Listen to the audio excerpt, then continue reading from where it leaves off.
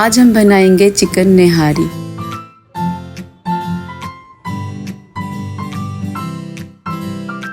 چلیے سٹارٹ کرتے ہیں۔ ہم آئل ڈالیں گے، ساتھ ہی پیاز ڈالیں گے۔ پیاز کو براؤن کر کے نکال لیں گے۔ اس میں ڈالیں گے چکن کو اچھا سا براؤن کرنے کے بعد اس میں ڈالیں گے ادرک لہسن کا پیسٹ اور ساتھ ہی نیشنل کا نہاری مسالہ، نمک، مرچ اور ہلدی۔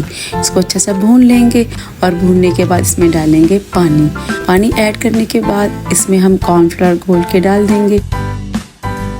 آئل کو گرم کر کے اس کو تڑکا لگائیں گے۔ اب اس کے اندر ہم تمام ہرا مسالہ ایڈ کریں گے اور گارنشنگ کریں گے اور نہاری ہو گئی ہے تیار۔